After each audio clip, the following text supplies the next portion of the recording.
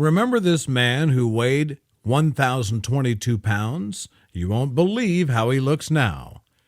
David anxiously paced back and forth in the waiting room of the hospital. His brother Jack attempted to reassure him. Relax, Dave.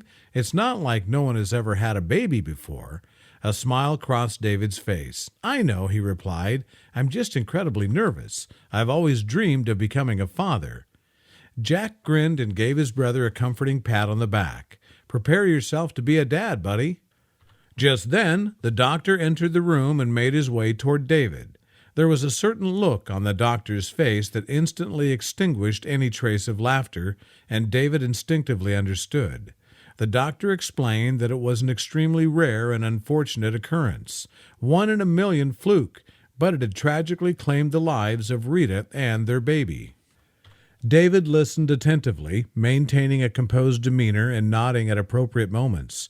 He didn't shed a single tear, but as he attempted to take a step, his knees buckled beneath him. A weeping Jack had to support his brother and carry him home, as if David were a small child. Several days had passed since Rita and their baby were laid to rest, and it seemed like everyone except for Dave was ready to move on. As he woke up, he found himself in a silent house. His hand reached out to her side of the bed, only to find it empty. He rose from the bed and made his way down the hallway to the nursery, flicking on the gentle nightlight. It illuminated the ceiling with soft pastel stars. That room had been adorned with both pain and dreams by him and Rita. Now it was all gone. Dave sank into the rocking chair that Rita had insisted they have and wept. His heart and home felt devoid of life, and his dreams had been shattered.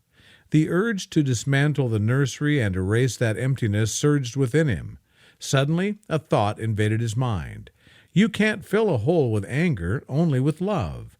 Who had said that? Dave pondered. He vaguely remembered hearing those words somewhere, sometime. Perhaps that notion held the key to saving his own life.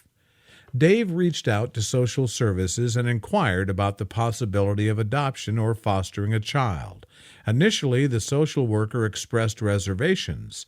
We typically don't place children with single parents, she remarked, although it is becoming more common these days. I have a fulfilling life, Dave asserted. I have so much to offer a child, especially love. My wife and I shared the dream of becoming parents. I want to make that dream a reality. The social worker picked up a file adorned with numerous colored stickers. Would you be open to considering a child with special needs? She inquired. Dave shrugged, his voice filled with quiet conviction. Every child is special, and every child has needs, he replied. We never know what blessings might come our way. I'll embrace the child who needs me, certainly. Dave had to endure numerous interviews and attend parenting workshops, but eventually the much-awaited day arrived.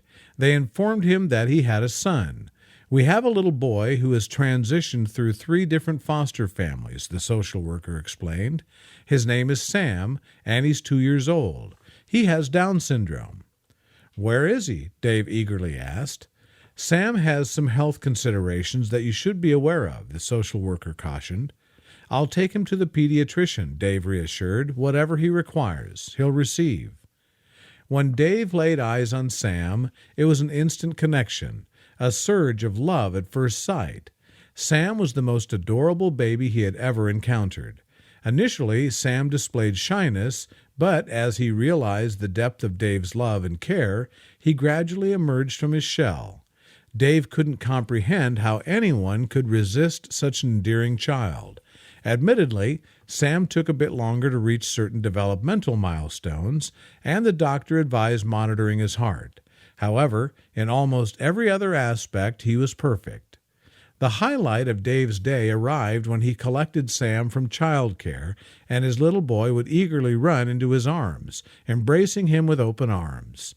Dave would lift Sam up high, playfully tickling his chubby belly, and his heart would overflow with love. Rita, he would softly whisper to his deceased wife as he watched Sam sleep, I've made our dream a reality. I've filled the void you and our baby left behind with love. Britain's heaviest man has revealed how doctors contemplated sending him to a zoo when he had suspected blood clot and feared for his life.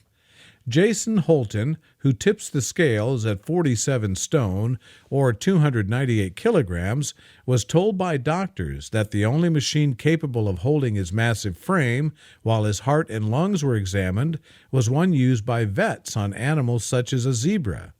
Jason, 33, says his body swelled up last January as he battled for his life after doctors suspected that he had a blood clot and his internal organs were about to fail. Jason said to Sun UK, "I was close to death and convinced I was going to die. I was swelling up like the Nutty Professor, and it was scary. I started to think I was going to explode. There were big bulges all over me. When the ambulance crew came, I refused to go with them at first because I wanted to die. But then I thought about my family and how upset they would be, and I decided to try to get better."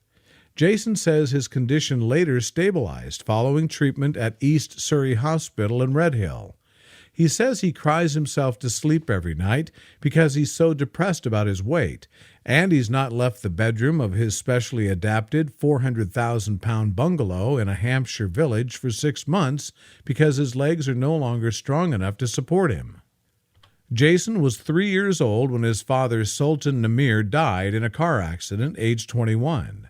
Fighting back tears, he said, "Jabs are the only option left for me, so I have to give them a go. I can't stay in this bed forever. I can't remember the last time I walked. It's terrible."